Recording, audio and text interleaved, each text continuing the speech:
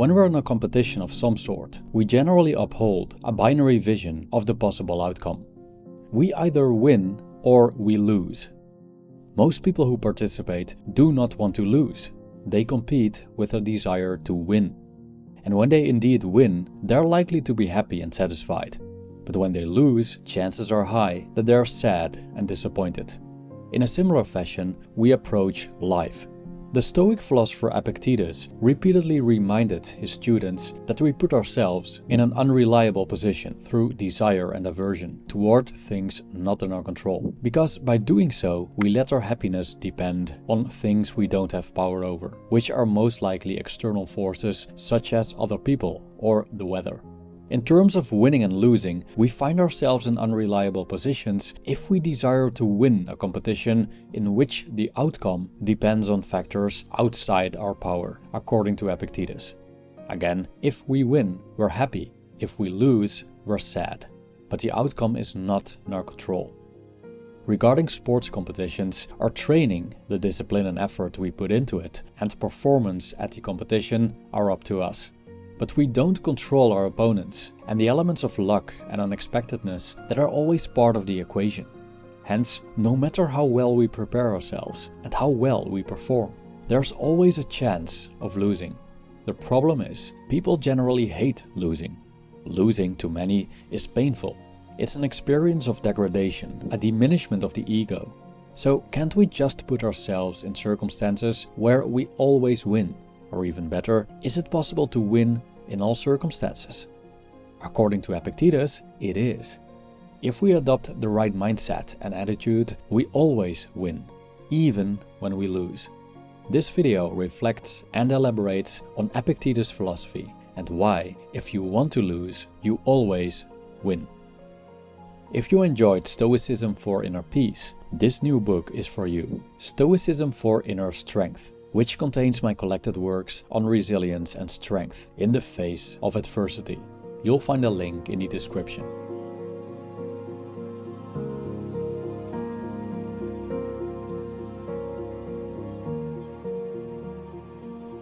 In one of his lectures, Epictetus told about a musician who was able to play fearlessly in the privacy of his home. But when he played in front of an audience, he trembled and his face grew pale.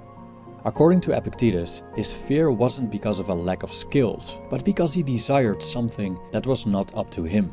He wanted applause, praise, and approval from the audience. Because he wanted something not up to him, there was a chance he wouldn't get what he desired, which would have led to disappointment. As Epictetus clarified in the Enchiridion, he who fails of the object of his desires is disappointed, and he who incurs the object of his aversion is wretched. The Stoic philosopher criticized the musician not just for desiring something outside of his power, but also because of his ignorance of what he desired. According to the Stoic view, the musician desired something that has no value because it's not his. So he wanted to win something unimportant and unreliable. His desire for the audience's praise allowed him to lose twice. First, by the anticipatory anxiety that his desire caused in the build-up to the performance. And second, by not getting what he wanted and feeling defeated because of that. What people think is beyond our control. Some would argue that it's not even our business. In the case of the musician, the audience's response depends on various factors, like personal taste, prejudice, people's moods, or how the location of the performance is set up, aside from the performance itself. The performance itself was the only thing that the musician had power over. But as soon as he shifted his desire to something not up to him, his anxiety accumulated because of the great insecurity of desiring something that was ultimately not up to him. When we desire something outside of our power, we'll never be sure if we'll get the desired outcome regardless of our actions. There's always an element of uncertainty that bothers many. Often, in an attempt to control the future, we think it through many times, explore countless possibilities, and try to find solutions for all aspects that could go wrong. But doing so only increases our anxiety as we try to control something that hasn't arrived yet and, therefore, cannot be controlled. Again, according to the Stoics, the root of this miserable state of fear and trembling lies in the desire for something not up to us. Therefore, wishing for praise from others implies the possibility of not getting it. Likewise, desiring to win, which depends on outside factors, presupposes the possibility of defeat. So how can we set up a situation where we never lose and always get what we want? Is that even possible? According to Epictetus, it is.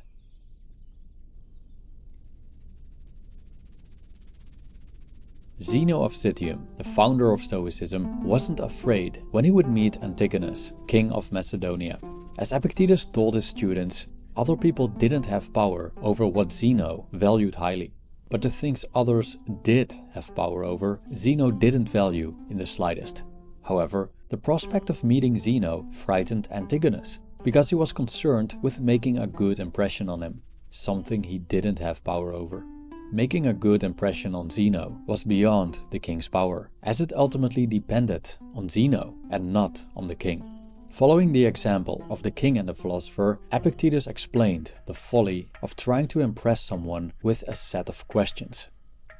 And I quote, "Do I care to please you? What do I gain thereby? For do you know the standards according to which man is judged by man? Have you been concerned to know what a good man is and what an evil man, and how each becomes what he is?" End quote. Hence, Zeno didn't care about what the king thought about him. He was confident about who he was and what he stood for, which was, for a part, only focusing on things that were up to him. Because he didn't care about impressing the king, he had already won because he couldn't lose. Maybe the king would like him, maybe not. Either way, it was satisfactory to him. No outcome in the external world could defeat him. On the other hand, no one could touch the things he could lose, such as his virtue, moral choice, and attitude, which made him invincible. Epictetus emphasized the risk of losing when the outcome is not in our power. He stated, "You never have to lose as long as you stay out of competitions in which you can't control the outcome." End quote. We can interpret Epictetus' words literally, but also in a broader sense. Competition is an activity of striving to win by defeating or establishing supremacy over others. But regardless of the activity, a competition only becomes a competition if we make it so. If we would relinquish the aversion toward losing and the desire toward winning, then the competing ends, and we're left with action alone. In such a situation, we participate in the activity, but stay out of the competition, at least on an internal level. Sure, we can still win or lose outwardly, but inwardly, which is what counts for the Stoics, it's up to us to decide how we position ourselves toward winning and losing. But what position should we take then, if we always want to win? Let's consider one of Epictetus' key statements. "Demand not that events should happen as you wish, but wish them to happen as they do happen, and you will go on well." End quote. So what if we actually want to lose? What if we completely and utterly embrace our defeat if it happens? When the competition we're in could result in either winning or losing, outwardly that is, then two things could happen. First, we win the competition, and thus we win outwardly in the eyes of others and get praise and recognition. Second, we lose the competition, and therefore we lose outwardly in the eyes of others, don't get honor and glory, and might even get ridiculed. But as we're not competing inwardly and don't desire to win the tournament, but wish events to happen as they happen, we've won inwardly in both instances. Thus, if we want to lose, we always win. Or put differently, if we want things to happen as they do, and therefore want to lose as much as winning, we simply cannot lose. Either outcome means a victory, because either is what we wished for. Losing becomes winning if it's what we want. Similarly, adversity ceases to be adversity if we wish for it. Likewise, if Sisyphus finds joy in pushing a rock uphill, then his punishment stops being a punishment. Even though the attitude of not caring about winning or losing seems useless and defeatist, it contains power in a practical sense. For example, when we enter a competition, we can focus on what we control, which is our performance, regardless of the outcome. If we win, that's great. If we lose, we've had an excellent opportunity to practice. So both outcomes are welcome. This way, we remove the pressure of wanting to win and focus entirely on the performance. Also, the embrace of losing, or more specifically, failure, is part of the so-called growth mindset, as it's an opportunity for improvement and learning. But there's another way in which the embrace of failure could benefit us. Epictetus' stories about the musician and Zeno of Citium have a common theme: fear. The musician feared performing in front of an audience, and the Macedonian king feared not impressing the Stoic philosopher. Both instances were induced by desire. Hence, Epictetus asked himself, when encountering an anxious individual, what does this person want? There's always something we want or try to avoid. In terms of winning and losing, there's always a way in which we try to win and avoid losing. Let's take, for example, the Macedonian king who feared to speak with Zeno. What did he want? He wanted to make a good impression. So, according to Epictetus' logic, if the king had removed that desire, then his anxiety would have subsided. Imagine you're afraid to talk to someone you're romantically interested in. What do you want? Probably you want that person to like you. You want approval and get closer to that person. But this desire is why the anxiety arises when talking to that person, and not to, for example, your dog. So what's the worst thing that can happen? Rejection in some form or another. And the idea of being rejected by that person makes us anxious. But what if we could flip the script? What if defeat rather than victory becomes our objective? Could it be that in actively seeking failure, we transform it into something positive? Psychiatrist and Holocaust survivor Viktor Frankl made an exercise out of this paradox called paradoxical intention. With paradoxical intention, the goal is to fail. Frankl noticed that if we fear something, for example, stuttering in a conversation, and aim to achieve what we fear, then the fear relinquishes.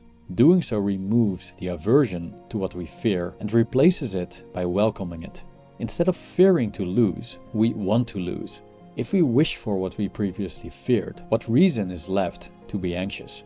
Ironically, if the fear of stuttering subsides, then the stuttering itself is less likely to happen. Thus, according to this logic, the Macedonian king could ease his fear by wanting what he fears, to leave a terrible impression on Zeno. Doing so generates a win-win situation. He either leaves a terrible impression and thus gets what he aims for, or he fails at what he aims for by leaving a good impression, which, ironically, is what he wanted in the first place. From a Stoic viewpoint, losing itself isn't the problem. It's our attitude towards it. If we despise losing, the mere chance of it happening will cause us to suffer. But if we don't care about losing and even welcome it, it won't cause us harm, as we get what we wish for. And so, even defeat becomes a victory. Thank you for watching.